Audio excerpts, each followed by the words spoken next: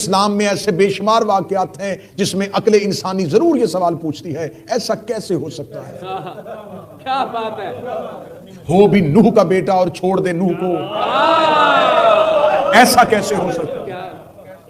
نبی کے گھر میں رہتی ہو اور نبی پر ایمان نہ لائے، ایسا کیسے ہو سکتا ہے؟ سگے بھائی یوسف کو کنویں میں پھینک دیں، ایسا کیسے ہو سکتا ہے؟ تو اگر آپ اپنے ذہن سے تاریخ اسلام کو پڑھنا شروع کریں گے تو آپ کو بہت سے واقعات کا انکار کرنا پڑے گا کہ عقل نہیں مانتی کہ ایسا کیسے ہو سکتا ہے۔ واہ کیا بات۔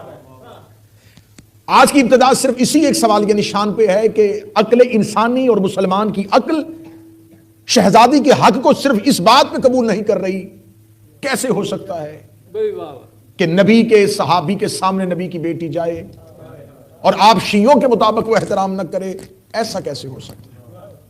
پڑھے لکھے لوگوں سے میں مخاطب ہوں، سچ اور ہوتا ہے اور حق اور ہوتا ہے۔ میں نے پہلے کہا تھا کہ میں پڑھے لکھے افراد سے مخاطب ہوں، میں کسی گاؤں یا دیہات میں بات نہیں کر رہا۔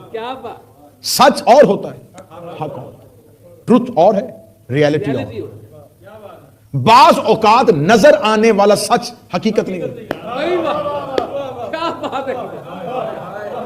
کیونکہ سچ حواس خمسہ کے ذریعے پہچانا جاتا ہے۔ سچ وہ ہوتا ہے جو حواس خمسہ میں آ جائے، دیکھا جا سکے، سنا جا سکے، چھوا جا سکے، سونگا جا سکے، چکھا جا سکے، یہ سچ ہے۔ بعض اوقات چیز حواس خمسہ میں ہوتی ہے، ہوتی سچ ہے لیکن حقیقت نہیں ہوتی۔ آپ مجھے کہیں گے اس کی کوئی ایک مثال دیں، ہزاروں مثالیں دی جا سکتی ہیں، جلدی جلدی ایک دو مثالیں دے سکتے ہیں۔ زمین پر بیٹھ کے کوئی جب آسمان کی طرف دیکھتا ہے تو وہ کہتا ہے کہ تارے چھوٹے ہیں اور چاند بڑا ہے۔ کیا بات ہے، ایسی مثال۔ وہ دیکھنے والا یہ سمجھتا ہے کہ جو تارے نظر آ رہے ہیں یہ چھوٹے ہیں اور چاند بڑا ہے۔ اب یہ دیکھنے میں بالکل ایسا ہی نظر آ رہا اور یہ سچ ہے، لیکن حقیقت یہ نہیں۔ حقیقت یہ ہے کہ یہ جو چاند ہے یہ تو زمین سے چھوٹا ہے اور تارے تو بہت بڑے ہیں۔ وہ چھوٹے اس لیے نظر آ رہے ہیں کہ چاند ہماری زمین کے قریب ہے اور تارے دور ہیں۔ دور نظر آنے والے چھوٹے نظر آ رہے ہیں اور قریب نظر آنے والا بڑا نظر آ رہا ہے۔